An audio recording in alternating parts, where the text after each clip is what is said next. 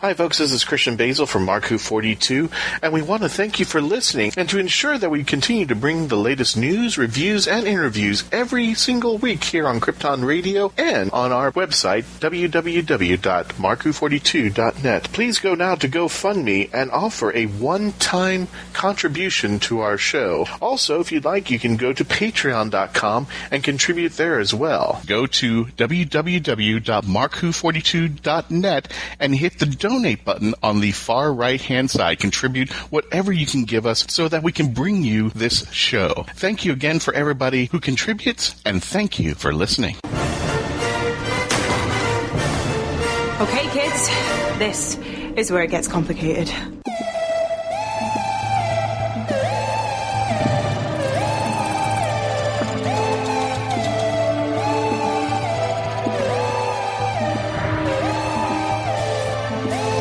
Hi everyone, this is E.G. Cho. You're listening to Mark-Who42.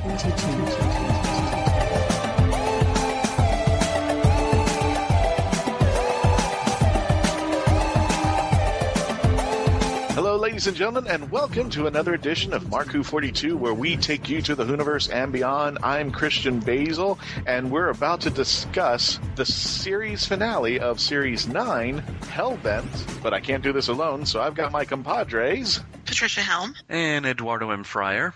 And I don't cheat with the rules. And, yeah. Wow, that was an action-packed episode. It was a toss between info dump and story dump and every dump that I can think of. It paid homage a lot to the previous episodes, in fact, in some cases, previous companions and stories. And the first thing in my mind is when Clara came back is all the Clara haters having this image of them being their arms twisted behind their back and Moffat holding them. They're all screaming, "Uncle, Uncle, Uncle, Uncle, we're done." And I guess for Hellbent, this is probably where the best part of it is. And my general consensus on this, as much as it got too much, I believe, for Clara running the gauntlet this far, I'm happy and impressed with the way it ended, and I think this is the way it should have ended. Especially with Clara's story and Maisie's story, which we know hasn't come to an end yet. Gallifrey coming back, and really Moffat just opening the doors to anything and everything that could possibly happen. Missy made an appearance in name by chance, but as far as everything's concerned, Moffat has opened the doors to anything and everything story-wise that can possibly go on, and brings up a good question about the Doctor that I've asked in the past. What would it take for the Doctor to drop his name again and become something else? And what is that something else that the Doctor will be if he had to drop the name besides the War Doctor or the Valeyard? But before we go into that, Trish, give us your take on the episode. What do you think? Well, I thought it started off really well. And for the most part, I thought it was a good, really solid episode. And, like you said, it was a lot of information all dropped on there. But towards the end, it kind of got off a little bit for me, just because with last week's episode, it was just, to me, it was just so devastating to think the Doctor had been trapped in that Peshadah for we find out 4.5 billion years. I know. It was way worse than I thought. I thought 2 billion years was bad because that was the last number he said in that episode. And I thought, oh my God, but to know that it was actually more than double that. And then for me to find out that the reason that he did that was just for Clara, that just, I don't know, for some reason I have a hard time accepting that. I mean, really? I mean, do you think 10 would have done that for Rose? Do you think? I kind of do, because remember, he burnt his son just to say goodbye to her. Yeah, but he wouldn't cross into another dimension to bring her back? I don't. Yeah, that's a hard explanation, but I meant he will sacrifice, and not necessarily in the best way, for his companions. But I think with the scene with Rose burning that son out so he could say goodbye to her in Bath Wolf Bay, I think that was the beginning of what eventually evolved in what Capaldi's Doctor did for Clara. Well, if I may jump in here, but then why didn't 5 break the rules to save Adric? Why did 6, when he lost Perry, simply take the Time Lord's word that, no, she's fine, we messed around with time and space, so now she gets to marry Brian Blessed? I had to kind of go with Trish here. It kind of seems weird. that he would just go through all this. Can I actually answer that with this episode? Remember when they were trying to break out of the Matrix and they were talking about how it was the president's daughter and not the wife, and it wasn't a moon, and then Clara just looked at him like, okay, I just read you. But remember, he says he was a different person back then, and I think the Doctor evolves. And during the time from 1 until about 8, I think he still had those core principles that he held on to, that he wasn't going to break. The loss of Adric and even the loss of Perry. He wasn't going to break the rules. He had to accept it. And remember, the Time Lords were still around as well. We didn't have Time Lord Victorious as of yet. So he still had his buffer on. And that's where I think we still see an evolution of the Doctor, which I think is great with the series now, because back in the classic series, it was the Doctor came in, Doctor saved everybody, and the Doctor left, and that was the end of the story. Very few story arches or development on the Doctor himself until we get to the 7th Doctor and Andrew Cartmel. But now we see an evolution and a change, and the writers and Stephen Moffat are constantly knocking on the Doctor's door going, okay, when are you going to do something different? And again, I keep reiterating about this, but to go into the 100th year, we're going to have to go into uncomfortable levels that evolve the Doctor so that he is not stagnant, so that, we're not going through the wilderness period anymore. Well, is this really an evolution? I mean, it's definitely a change, but do we really call it an evolution? Yeah, I guess it's in the perceiver of the audience. I see as an evolution from the classic series, from the classic Doctor. And I know I boast about Big Finish, but there's a story that I relate to called Dark Eyes. And one of the things that was brought up was hope. Helia brings in that hope is a bad thing, bringing back this Shawshank Redemption ideology, that hope is a bad thing. But in Dark Eyes, in the episodes of that series at the very beginning, when the 8th Doctor has had this major loss, one of the things he does is he takes the TARDIS and runs it to the end of all existence, the end of all time. And the Time Lords stop him and said, what are you doing? He goes, I really need to see the perspective of the end of time. Is this all worth it? Is this all good? This is all in the Big Finish, which I thought was marvelous. And if you get a chance, it's Dark Eyes. And one of the Time Lords says, if I can give you hope, would you change your mind from going to the end of the universe and seeing everything? And that was the question that was brought up. And in this episode, that's what it reminded me in this episode when she brings up the issue of hope. It's a terrible thing, and that's all I can think was Shawshank Redemption. Hope can be a bad thing if it doesn't come to its fruition. As far as for me with this episode, I thought great beginning. It had a lot of potential, and it just... Was this really an ending? I'm being critical, but I'm being critical from an analytical point of view. If we look at all the stuff that was brought up with this season, what was really closed? What questions were definitively answered? How is this an ending? I don't think it was. I think it was an ending to a series. I think this ends the storyline for Clara, but we have even then, is it really an ending? No. Even then, is Clara's story really over? I don't think her story is completely over, but we know that she has to go back and end her life.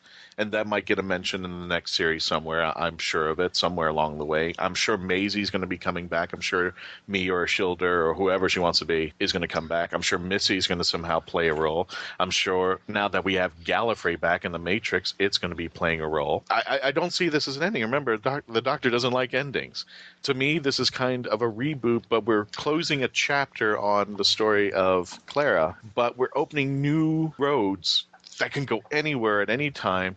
And if for some reason where there's now a rumor that Moffat is leaving, he's left the door open for his successor to come in and go any route, anywhere, at any time. Well, see, this is the thing. It's interesting because if Christmas is Moffat's swan song, if he is leaving at Christmas, compare it to when RTD left. When RTD left, he very neatly finished off what he had started, so that way whoever came in after him would be able to start fresh. He even gave them a new Doctor to play with. If this is Stephen Moffat's swan song, he's left a lot of stuff open. He's left a lot of stuff for whoever replaces him, whether it's Gatiss, whether it's Gaiman, whether it's somebody else. He's left a lot of stuff for them to have to pick up and deal with. And, I mean, is that really fair to say, well, I'm leaving, hey, I left you this stuff, do with it as you will? No, well, they don't really have to do anything with it if they don't want to. I mean, Clara and me going off together in another TARDIS, we don't ever have to come back to that, really. Nothing ever says we have to. It's their left as a possibility of someone could pick it up and use it if they wanted to. I know I'm kind of defending Moffat here. Basically, he's left a lot of stuff that people can pick up and play with, but nothing that people have to do. Well, see, in there, I have to disagree with you because it was established. People said, even Clara herself, that Clara being pulled from the moment of her death has damaged time. And you don't introduce something like that lightly. There's been other fiction that if there has been a wound in time because you've messed with a fixed event, it has to be fixed, or the repercussions are incredible. Really, Clara is now, in a sense, River 2.0, in that we know her end, but now what Moffat has done is he now has opened the door for Clara to make as many reappearances as either he or whoever succeeds him wants, but we're kind of left with this thing of, is there a plan in place to do that story where Clara has no options left but to go meet her destiny? Because if not, time is in serious trouble. I mean, it's actually, when I think about it, now that I say it, it's even worse than what happens with River, because at least River is not dodging the event. Clara did say that she's going back there, but the long way around. And it's something where we know that she has to do it. Time has to be preserved. She, unfortunately, has to face the Raven. And that just can't be held open. If this was an episode that came up during the very beginning of Matt Smith's time, I could see your point. But now that we've finally gone through, 5 or 6 series of Stephen Moffat and how many dangling plot holes that are left open out there, I'm just kind of leaving it at that. And not only that, but I kind of see that as possible future Easter eggs. And I'm sorry I'm going fast forward, but like the diner. We always expected that to just be the diner itself that, the doctor was walking out of his TARDIS out of, which is very weird because it just happened to be the same place where Maisie was standing with her TARDIS. So somehow or another, he had to not know that he landed his TARDIS inside of another TARDIS. But well, no, he didn't. They brought his TARDIS to him. Yeah. He couldn't find it. No. In the scene where they walk into the snack bar and they weren't expecting anything, and the doctor presumably came out of the bathroom. Oh, you're talking about the Impossible Astronaut. The Impossible Astronaut. Sorry, I thought you were talking about last week. No. For that story to work, either A, the bar couldn't have been a TARDIS yet, or they accepted the surroundings, or B, they took a photocopy of that bar and made it over on the other side, and that became, the TARDIS and something like that, and that's where it got stuck. But I'm getting used to Moffat leaving these plot holes because it's nice to see kind of the Easter egg return and come back and say, oh, okay, well, we didn't understand that, but we understand this. Why there's no ducks in the duck pond probably will never get answered during our lifetime. Maybe never ever. And maybe it shouldn't. Maybe that's where the new ideology of what Moffat wants to do is that we leave these holes open so that future people who are taking over as showrunner come up and say, you know what, we left that over there. Wouldn't it be cool if this came up in series 25 or something like that? Like I said, I'm just getting used to it now, as opposed to I was just rejecting it because that wasn't the way the classic series ran. You know what? For me, it's not a matter of, well, this is just not the way the classic series ran. It's also a matter of, and maybe this is the English student part of me kicking in, that, okay, you don't need to answer everything, but there are certain things that if you can answer them, Don't just leave them hanging and then say, I'll get back to it later. There are certain things that if you open the door, then the minute you have it open, you have to have an idea in your head, how do I close it? Now, the nature of TV, unfortunately, means that sometimes you can't be the one to close the door, but at least have a plan in place that says, this is how the door is going to close. I can't close it, but oh, you're my replacement as showrunner. This is how I was planning to do it. No, I see your point. And and if it was the case, I was reading a book, a Shakespearean play or something of that nature, it has to have a beginning, a middle, climax, end. This is Doctor Who. It's a show that has no limitations whatsoever. Time has no limit. The universe doesn't have a limit. Stories don't have a limit. And now characters don't have a limit. So the door is always open for somebody to come back. Is somebody officially dead in the Whoniverse? Big Finish brought back Adric. And it was, from what Mark told me it was a great story, but however, are you officially dead in this universe now? Or is it just because your story has ended? Well, even then, see, that's the thing. Is it beneficial to have a world where there's no limits? Or do you have to have some form of rules? Something that is in stone, you can't break it. Especially when we are talking about death. I mean, do you really want to have a world where death has no meaning, where there's all these cheats to bring somebody back? You don't need a character death to have drama, but if you remove the drama that having a character die has, what are you left with? Where's the tension? Now if a companion is in trouble again, what's to stop people from thinking, oh, okay, it's all right, because if they die, the doctor will just have to cheat his way back to Gallifrey and, go back to that room and pull them out.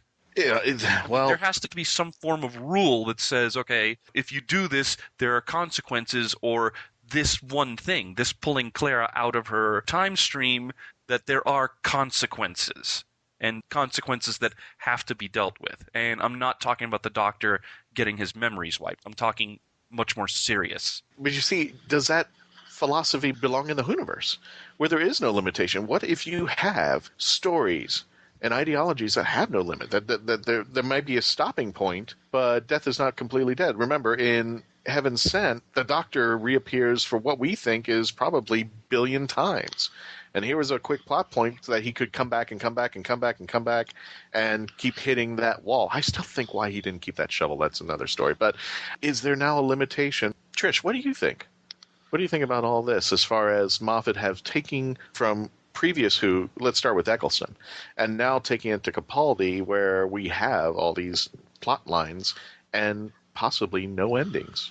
Well, it opens up. Well, I mean, Doctor Who's always kind of had the advantage of having unlimited storytelling possibilities. And it's kind of like Moffat's left his toys out. I mean, if he is That's leaving, a good analogy. Yeah, I like that. He basically, it's like, you walk into Moffat's room and he's got all of his toys scattered all over the floor. And you can either put them away or you can play with them. And we'll see if the next person decides to play with any of it or clean everything up and start all over. It's interesting, though, we haven't even had the trigger pulled on whether or not this Christmas is indeed Moffat's last hurrah. Well, we'll find out. I'm sure he'll let us know. But the thing is that it's like in the past, we've been well informed when someone's leaving.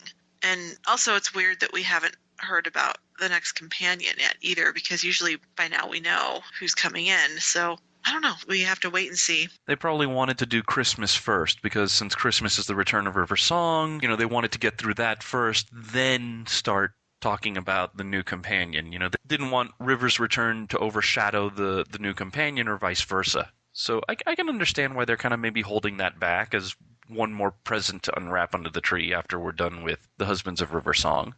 Just take this to the beginning. I wish I was in a room watching the very beginning of this part, because you could hear the Whovians geeking out when the Doctor wouldn't even come out and look outside, and Rassilon going, well, what's he doing? What? And she's going, I think he's finishing his soup. that he has this whatever, he has the whole Time Lord Council going in after him, and it takes Rassilon just for him to even get out of the barn. And the woman kept walking in, not even saying a word, just going, and he's like, yeah, what now? I just love that scene. No, I think that whole sequence, well, first of all, notice that from the time he's established on Gallifrey to when Rassilon gets there is no dialogue from Capaldi. It's all in the eyes. It's all in the gestures. And the foot drawing the line in the sand. The drawing the line in the sand. The shutting the door. Yeah, and you gotta love his very first line that he says, "Get off my planet." That was beautiful. Who does he think he is? He's the man who won the Time Wars. Yeah, that's it. That's all you need. Pretty much. But I mean, I got to give credit where credit is due. That sequence was awesome. And, it even goes back to the idea that, what would you be more afraid of? The guy who shoots back or the guy who makes the soldiers under your command drop their arms without even firing a shot? Just the fact that he had that force of personality that all the soldiers that were there supposedly under Rassilon's orders were just saying, oh, the hell with this. What I think is funny is the man who didn't like soldiers from the very beginning. Well, they did shoot, but they missed. And missed on purpose. I mean, this wasn't Stormtrooper Academy style marksmanship. This was, we're not gunning him down. But this reminds me also of how of an influence he is to the universe, and how now Gallifrey looks upon him, that he's not a force to be reckoned with, and even a man who's unarmed, who has no plan, can be the most dangerous man in the cosmos. And I really appreciated that scene to no end there. Oh no, watching it a second time, the fact that when he first walks away from the table, from his soup, walks up to that sky tank, and simply just by walking forward makes the guy pull back. You know, the Doctor has nothing right now. He just has his own 2 feet, and the pilot is, you know, pulling back. You know, just that he's got his guns on him and he doesn't even fire. Yeah, it's like, I don't know what's going to happen. Yeah, no, exactly. And just, you know, I mean, part of me even feels sorry for Rassilon a little bit, because how do you combat that? You can't use guns on that. You can't stab it. You can't wave your death gauntlet at it. It's like you could, but you're still losing. No, I didn't feel one bit sorry for Rassilon at all.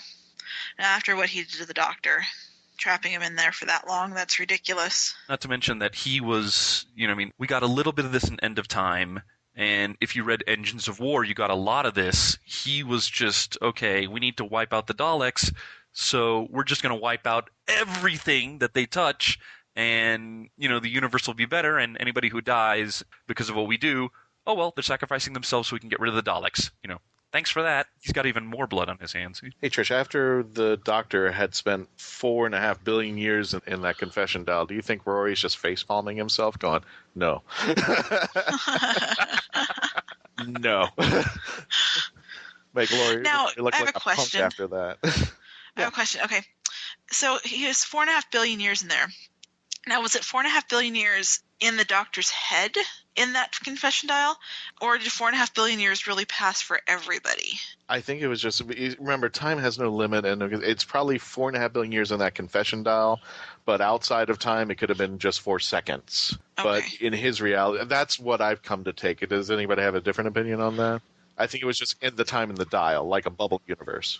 Yeah, I'm thinking the same thing. It was kind of a bubble, a little, you know, kind of a little pocket reality, and 4 billion years passed there. Okay. Now, one thing that I was wondering, because this is what the Doctor said to Clara when they were down in the Matrix. You know, she asked him, you know, well, I thought Gallifrey was frozen in another dimension. And all the Doctor says, well, they must have unfrozen it. You know, I mean... Yeah, the quick resolution, the one-liner from Moffat going like, oh, well, maybe it just didn't happen. Yep. Well, and, you know, he's like, I don't know how they did it. And, you know, I wouldn't tell him because they would just think they're clever. So we don't even really know how long Gallifrey's been unfrozen and back. You know, we don't have that, you know, time frame. So right. I don't know. You know, I mean, what else have they been doing before that? And how did they get back? That's the other thing. How? Well, if I remember correctly, when the general and the Doctor are standing on that porch or wherever they were standing on up there, they were saying that they were keeping low tabs. They were at the very end of the universe to keep, you know, to stay out of the way. Is that did I misread that? Yeah, they said Gallifrey's current location is kind of in the middle of nowhere time-wise. It's like it's at the extreme end of the universe. Yeah. Right. Now, they didn't explain why, but I came under the assumption that they were waiting for the Doctor to come and get them. That's what I assumed. And they're just staying out of the way because they didn't want to go back out there and be seen as of yet. It could have been a mix, like probably from people like the General. They're waiting for the Doctor to show up. And then anyone like Rassilon and anyone who agrees with him on the High Council, they were probably like, okay, we're going to stay here. We're going to gather our strength. And as soon as we're ready, we'll go back to like the main part of time and space and say, hey, guess what? Well, you heard what Clara said. She said, you know, do you know the reason why you're at the end of the universe, at the end of time? It's because you are hated. I mean, she made it sound like they were put there on purpose by someone. Well, by that standard, what she said, I thought it was, and she even said, I think in that episode, that they were cowards. They were cowering out. I think for the first time, Gallifrey, all the Gallifreyans and the leadership were afraid to come out as to they didn't know what they were coming back to. And she called them out and said, you know what, you're hated. You know, just come out in the universe and see who doesn't want to blow you up. You got Daleks and Tarans, the Weeping Angels, Cybermen, who happen to be in the Matrix, waiting for, happen to be in the Matrix. Those entities hate them. And we've seen what the Daleks were trying to do to them. Well, I mean, not just the Daleks, the Cybermen, the Centaurans, the Weeping Angels. There are a lot of races out there that got scarred by the Time War and probably don't want the Time Lords back because they don't want round 2. So, yeah, what I got from what Clara said is that, the Time Lords put themselves at the butt end of time and space on purpose because they know they go back. There are a lot of people that are going to be like, oh, no, the Time Lords are back. Okay, we gotta get rid of these guys. We're not gonna have this again. Hey, guys, we're gonna stop right here for a moment. When we come back, more of Hellbent. Stay tuned. Hi, folks. This is Christian Basel, Mark-Who42, and if you've been lucky enough to catch us at conventions and wondered how you could hire us to come to your convention or special event, simply go to Heroes on Hand, click the podcast icon, and click the icon for Mark-Who42. On our page on Heroes on Hand, you can actually click the button that says click here to book Mark-Who42 for your next event, and that's all you have to do. Once again, if you wanted to hire us for your next event, simply go to heroesonhand.com, click on podcast, click on our icon, and click the green button to book us for your next event. You're going to love us. We'll see you there. Now for a behind-the-scenes look at Geekcast Radio Network's newest show, Talking in Circles. That was good. So, Chuck, Greg, what are you guys thinking for this week's show? Well, Dan, how about we just talk about the things that we've read or watched this week? We do reviews like that every week, Chuck.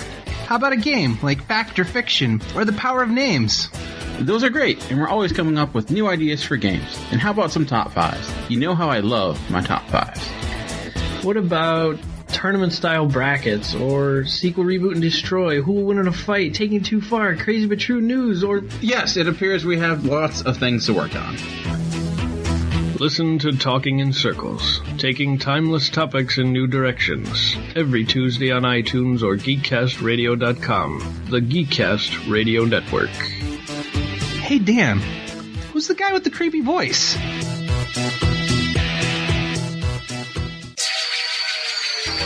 Attention all Whovians! While you're waiting for the new episode of Doctor Who, start your own adventures with a book from Mark-Who42 Books. They carry unique and rare books at affordable prices.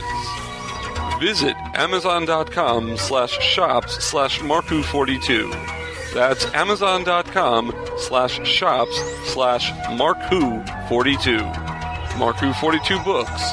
Set your imagination free into the Whoniverse. It's Showtime Synergy. The latest review podcast from the Geekcast Radio Network is here. So join TFG1 Mike, Nicole Hailstorm, and myself, Lady Rec, as we will be reviewing all 65 episodes of Joe and the Holograms in a 25-episode-long podcast. You can find Showtime Synergy on iTunes and GeekCastRadio.com. We are the truly outrageous podcast that you want to be listening to. The voice of Christian Basel, take 1. Hi, I'm Christian Basel, and I would like to provide my voice for all your voiceover needs, such as... Okay, like an announcer. Like a what? Like an announcer. For all your voiceover needs, such as animation, radio, announcements, introductions... Now an old man. I can even record voicemail for all the Meshuggahs that call you. A pirate. Arr, and it won't cost you a lot of treasure for me services. Arr. Creepy movie voice. Just call 407-761-2679. 407-761-2679. Or email voiceofchristianbasel@yahoo.com. Well, how was that? That's a wrap. Hi, this is Travis Ritchie, and I play Inspector Spacetime, and you're listening to Mark-Who42. And hey, gang, thanks for sticking around. We're back, and we are right now hitting the ground running with Hellbent. Trish, what do you think about the scene in The Matrix? Oh, with them encountering all the different... all the monsters and trying to get out and finding out the Doctor has actually gotten out of the Matrix before. And then Clara's confrontation with the Sisterhood of Karn and the new general. I loved her line when, oh, back to normal, am I? I've only been a man in that one generation. How do you stand the ego? I was a little bit perturbed at first when the doctor shot the general. And I started having, like, why did we do that? And then after I saw it for the second, third time, after seeing the episode and understanding what was going on, I accepted it. I didn't like it, but he even asked him, hey, what regeneration are you on? And he goes 10th, and that's why he shot him, because otherwise it was going to be Clara that's going to die. So the general had to stop him. He said, I'm not going to let you out of this room. So I said, oh, I'm going to have to shoot you then. So the fact that he went that far, that he would actually shoot someone. What did he say? He said we're on Gallifrey. Dying for Time Lords is a head cold. No, it's man flu. Man flu, yeah. There we go, yeah, man flu. But that was interesting to see the Dalek, exterminate. Now I said exterminate me. Was he meaning me or me as the hybrid? Which has been the running kind of issue there, because now I finally get it when the doctor says the hybrid is me. I think everybody turned their head and go, oh, okay, everybody's talking about the doctor, but we forgot about a shielder. So yeah. Well, that was the first thing I thought, actually, when he said that. I was like, oh, really? Okay. Does he mean me? But then there was also Osgood that was saying I'm me, because there was this whole thing about me that was kind of going through this whole season, and I thought about that at first. And so when the Dalek said exterminate me, at first you think, of course, well, it's got to suck being stuck in the Matrix like that. Right. So you think that he's talking about itself, but I was also, the second time I watched it, I thought, well, maybe he's talking about the hybrid, about the doctor. Because if he's connected into the Matrix, and of course the Daleks know about the prophecy too, so. Probably in this instance I'm thinking that he meant, kill me, because I've been stuck in here for Rassilon knows how long. It's probably not a pleasant place to be stuck in, and being filed away in the Matrix is probably not something you want to be. But it also opens the door to that semantic of me. Could the Dalek have meant exterminate Al-Shielder? And that may be what he was after. I mean, that opens the door. We can see it, but that's also what some people thought of, what I thought of when the doctor says the hybrid is me. And then later on, we kind of think that the hybrid is me. Or is you?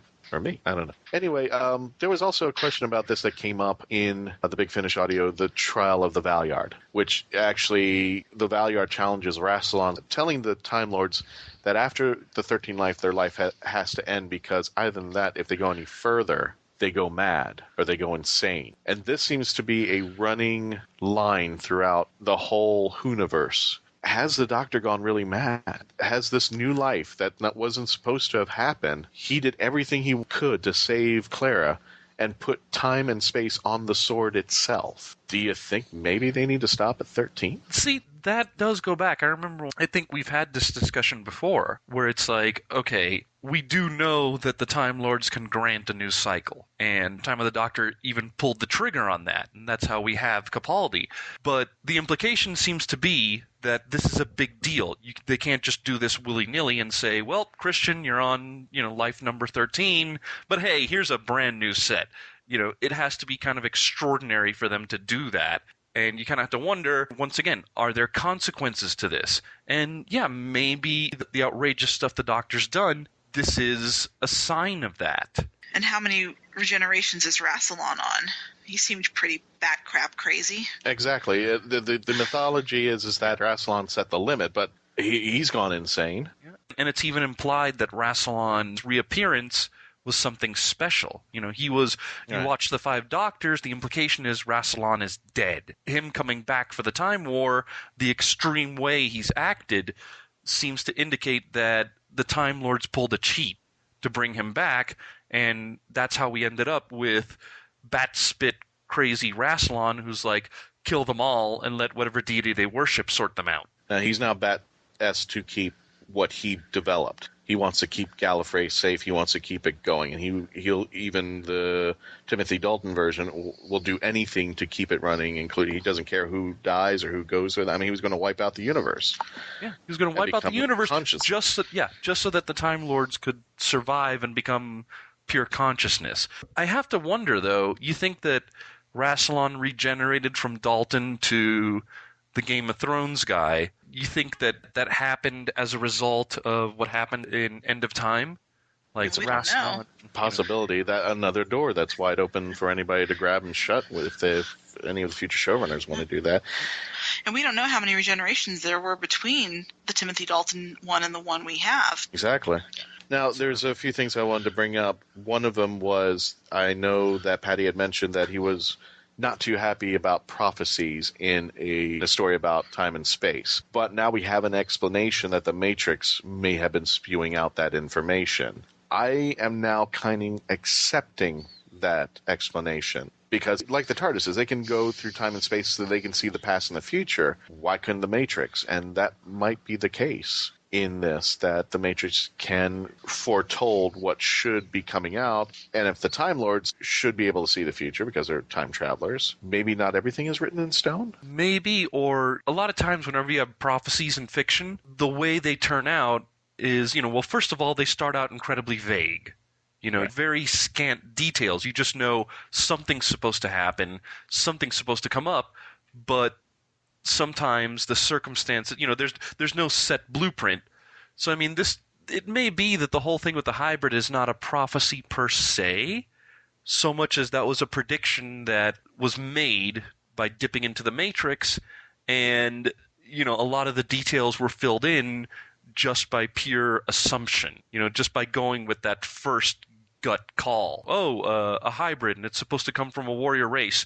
Oh, we know about these cybernetic beings, and, we're Time Lords, so, hey, it's probably the two of us. The combination could have been anything.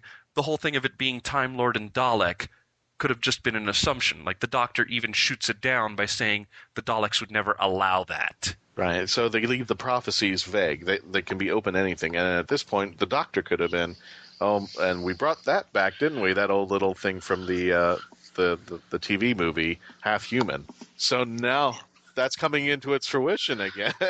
Well, you see how he avoided answering it. Right, but he never that did say. It's true. Also, notice it was just like a brief thing. Like, I got to be honest, going into this episode, I thought that would be at the forefront, whereas in reality, it was just briefly mentioned, and the trigger wasn't even definitively pulled. Well, that's why I was thinking along the terms that they actually dip into the Eighth Doctor for this one when he mentions that he's half human.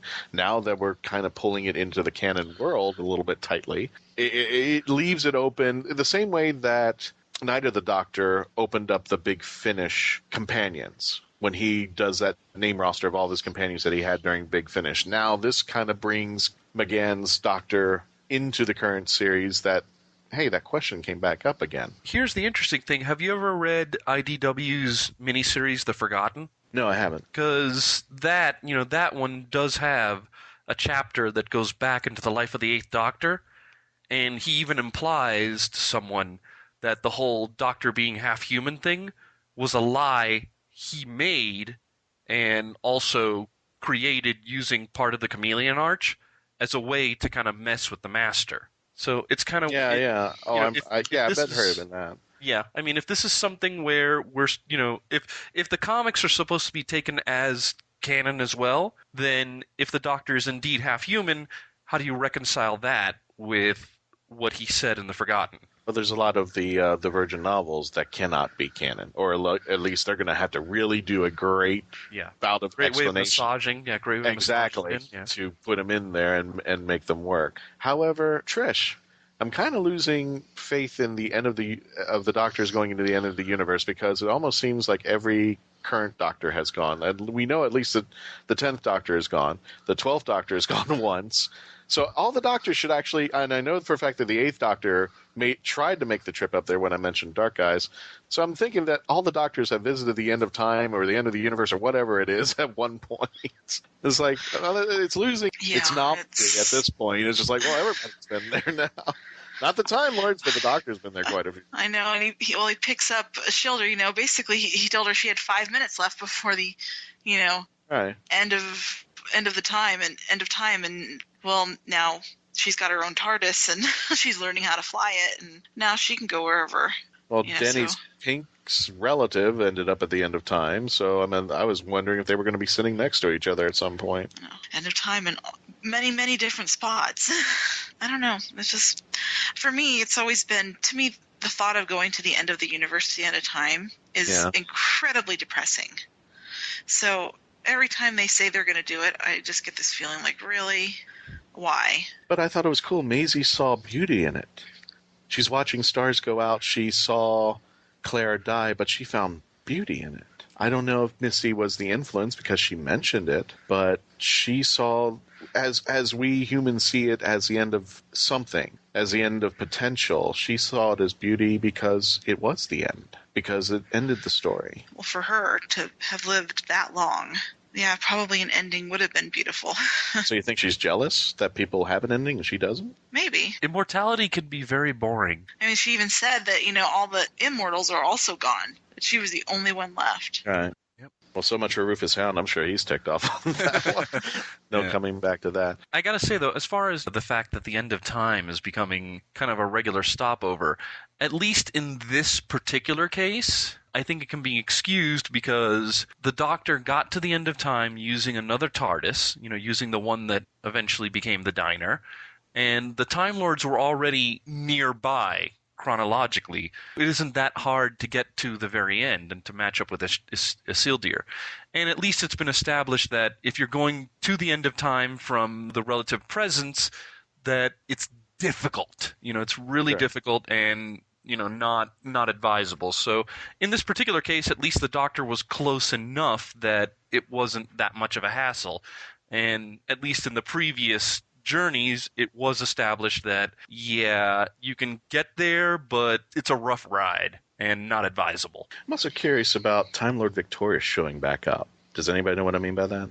Yes. I'm at the end of time and I don't have to answer to anyone. Exactly. And not only that, but he saves Adelaide in the waters of Mars, and she goes out and shoots herself. And he saves Clara this time, and now the Time Lords are back. So the thing that allowed the 10th Doctor to do what he did with Adelaide, he is now doing with Clara, and they're back. So he's rewriting his core value to say, I'm at the end of time. I don't even have to answer the Time Lords again. What do you guys think about that? That Time Lord Victorious made a little appearance there. Well, I kind of expected it to happen just with the way he was acting, him getting all manic and everything. It's just like he's at the point where he is so focused on what he is doing, saving Clara, that he doesn't care about anything else. He just, and he's just like, well, why shouldn't I be able to do this? I can do whatever I want, and everything can just bow down to my whim. And that's just, I had a feeling it was coming. Yeah, I kind of feel the same way. I mean, he was just so dead set on, I have to save Clara, and probably the whole thing of we're at the end of the universe and I have nobody left to answer to was kind of just an excuse. It's like, well, I don't have to answer to anybody because we're at the end of time and space itself. Who's left? Another thing I was thinking of is that since he's forgotten Clara, I wonder if he will forget that he ever had an impossible girl who rescued him throughout his timeline. That she's just going to be another Chinese whisper in his life, which I think she was, if I remember correctly. She was born, she lived, she saved the Doctor, and then she dies. Yeah, the implication of the bookend scene in the diner seems to be that he doesn't remember her in detail, but he knows he traveled with somebody named Clara, and she was important enough that he stuck his neck out to try to see if he could find her. So, I mean, he probably has some idea in his head that she saved his life, but the heavy details are not there. I just think it's funny that at the end of time that nose studs will make its way through the end of the universe there. Well, she was, Isildur was alone by herself, so she, needed some stuff to do while she was watching stars go out. I know you didn't see the classic series as of yet, but what reminded me of something, she had the nose stud on, and the first thing I could think of it was the Ronnie in Time in the Ronnie, where Katie O'Mara is wearing the nose. I'm like, is she the Ronnie by any chance, or something like? Or did she see a picture of Katie O'Mara and put the nose stud on? I was just like, why she got a nose stud on at the end of the universe? She's all dolled up and everything. So, well, it could also be that was Maise-Williams' choice, because it's like, hey, I'm not going to be able to wear a nose stud on Game of Thrones. Let me take advantage. Let me take advantage of the fact that I'm away from the HBO set for a couple of days. Yes, I know. Did anybody else geek out when we had the old school TARDIS interior? Oh, yes. I mean, that was... Absolutely. That was, I rag on Moffat, but at least, that I love it when he does nods to the classic series like that, and it was great seeing the old school first edition TARDIS set. Yeah, we had a viewing party last night. We were watching it with a bunch of people, and everyone freaked out at that. But for us, the very first freak out came in the very first part of the show when it said Nevada, USA. Everyone in the room screamed, yes! Because, well, we're in Nevada, so. And we're like, yes, the doctor comes here. Yeah. But yes, the classic one got a big reaction too. And that was really cool. Well, I think the other big reaction, which we shared at the viewing party, and I'm sure that other people watching had a big reaction to, the screwdriver's back! The screwdriver's back! Oh, yeah, the doctor has a new screwdriver!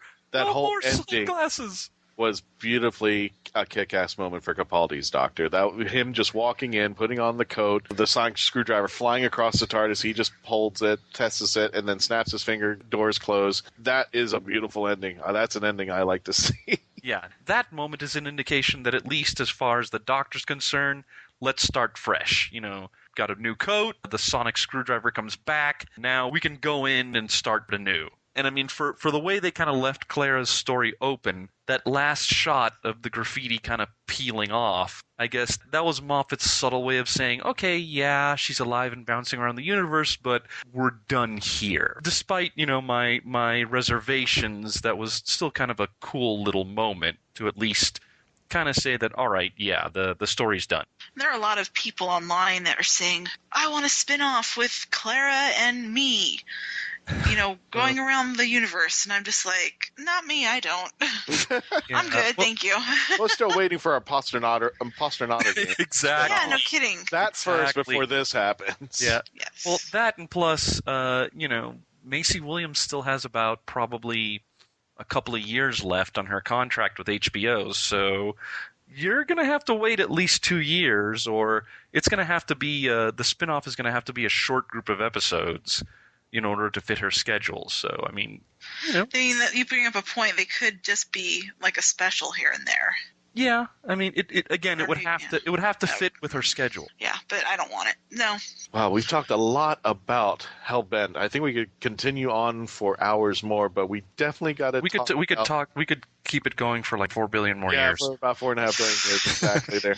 But we got to talk about the new elephant in the room. We got to talk about the Christmas special, The Husbands of River Song. So we saw the little mini trailer afterwards. Trish, what did you think about that? What are your expectations about that episode? I'm really excited for it, and I know we had heard before that. Moffat had said that this was going to be like a fun romp, that it was supposed to be kind of a palate cleanser after this last episode, which, yes, I think we need that definitely. It looks really good, and it looks like it's going to be fun, too, and funny. So I'm really looking forward to it. It definitely looks like a fun romp. If you don't believe me, watch the trailer again.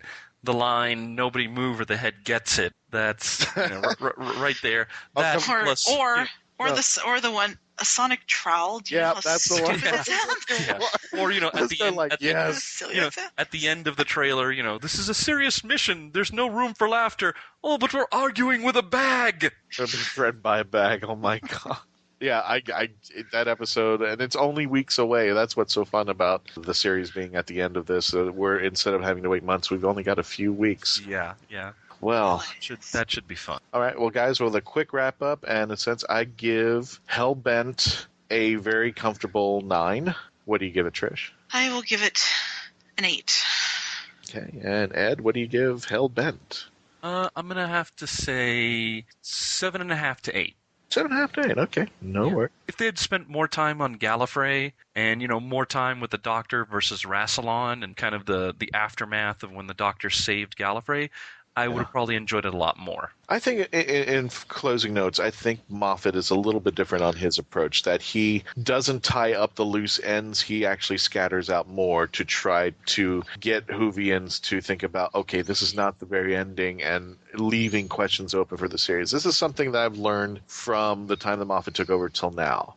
and something that I've been accepting. Whether the new showrunner, if he or she takes over and when they ever take over, run that gauntlet, I have no idea. But it's something that I was very uncomfortable with, which Moffat even came out and said. But now I'm just getting used to it, and it's now part of the Doctor Who universe, and that's just the way that I see it now. It's part of the furniture in the house. So whether I like it or not, it's sitting in there. It's going to be there, and we'll deal with it as the years go by. Still not happy with it, but just going to have to deal with it. Although still, I think more time trying to put a cohesive story with a beginning and an end than just starting something and leaving it open for whenever he wants to go back to it, or if somebody else wants to. Well, ladies and gentlemen, thank you for joining us as always, fellow Whovians and geeks alike. We hope you enjoyed this episode, but we've got a special holiday lineup for you coming up, running up until New Year's Eve. We have Sebastian Brooke from Doctor Who Online, which will be in the next episode, followed by Cindy Morgan, who's going to be on our Christmas episode. If you're not familiar with her work, she was in the original Tron as Yuri, and Lacey Overall from Caddyshack. And to wrap up the entire year, we're going to have Yi-Ji Cho talk about his new book, the 20th anniversary of the TV movie, to wrap up the year. So we've got a whole lineup for you for the holidays, and our Christmas gift is to all of our Whovian fans out there.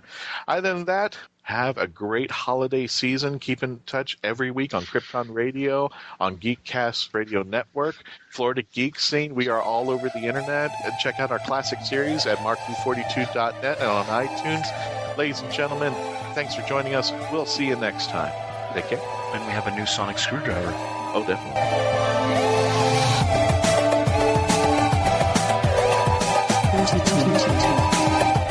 Mark Who 42 was written and presented by Patricia Helm, Christian-basel, and Eduardo-m-Freyre.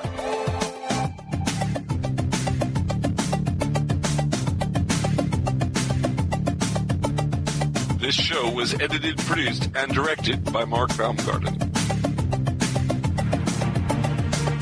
Please visit mark42.net and register to join and be a part of the Whoniverse Army.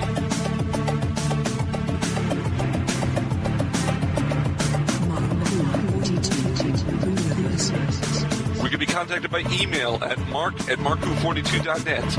The subject line, ?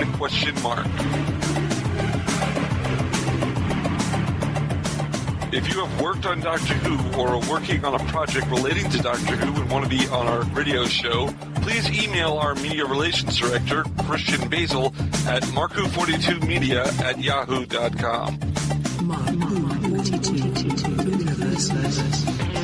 Doctor Who and its properties are owned by the BBC, the British Broadcasting Corporation.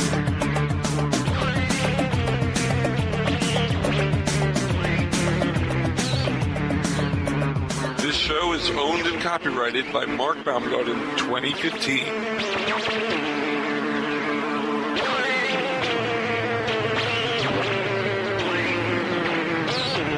You're listening to Krypton Radio.